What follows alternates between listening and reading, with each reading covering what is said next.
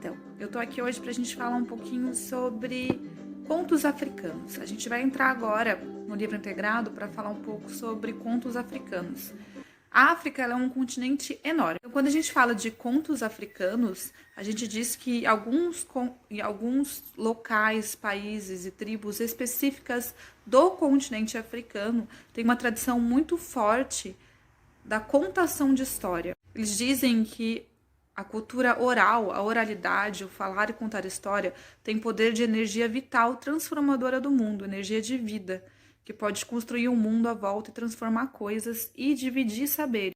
Então, entre essas culturas, como o Yorubá, eles contam muitas histórias.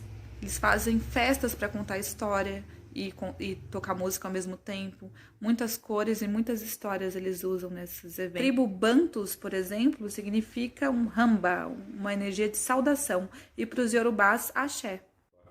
Eu tenho aqui um livro de contação de história de contos africanos. Olha só que legal. E eu vou contar uma história para vocês hoje.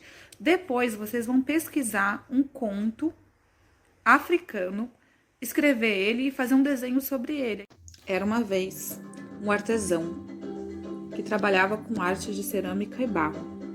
Todos elogiavam muito a sua arte, mas ele dizia que, na verdade, a arte dele não era grande coisa, porque fazer flores que não têm perfume e peixes que não respiram, coisas que não se movem, não tem tanta beleza. Um dia, o artesão teve um filho e ele prometeu que, se a Senhora do Mar fizesse com que sua arte respirasse, ele daria o seu filho para a Senhora do Mar como afilhado, e a Senhora do Mar assim seria a sua madrinha.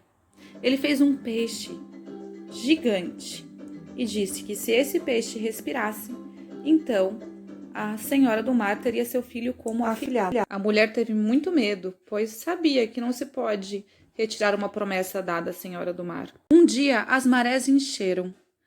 Choveu muito e inundou as casas. A água arrastou muitos objetos da casa e levou o peixe gigante de cerâmica que o artesão tinha feito para seu filho. A família inteira, angustiada, temia que a Senhora do Mar se apaixonasse pela fofura do menino e não devolvesse ele. Sua família vivia tranquila e feliz e bem. Um dia, o peixe voltou respirando e disse: "Lembra, artesão, que você disse que se um dia a sua arte de cerâmica respirasse, você daria o seu filho como afilhado para a Senhora do Mar?" O menino, muito corajoso, mesmo com a família angustiada, pulou no mar. Quando ele chegou lá, a senhora estava toda enfeitada com panos coloridos. Tinha barcos e pescadores enfeitando, fitas e búzios e conchas, e também tinha velas acesas iluminando o fundo do mar, que era dourado e azul claro.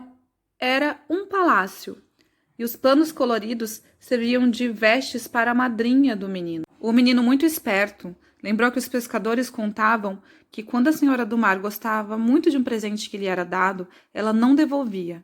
Então ele levou um punhado de argila dentro do bolso, e a argila começou a derreter. A Senhora do Mar ficou muito brava e ela disse: "Como pode me dar um presente que derrete como argila?" Nessa mesma hora, o peixe derreteu e parou de respirar. A senhora ficou muito furiosa, começou a levantar seus braços e falar muito alto. O menino aproveitou, atravessou o jardim do palácio e fugiu. Voltou para sua casa e ficou muito feliz com sua família. É uma história muito bonita. Diz que até hoje a Senhora das Águas levanta no leito dos rios e visita muitas casas à procura de um afilhado que não desmanche. E essa é uma história dos antigos. Os antigos sabiam a verdade de perto do começo do mundo, mas eles não sabiam tão bem. E às vezes não entendiam por que as águas inundavam as casas. E essa foi uma maneira de explicar.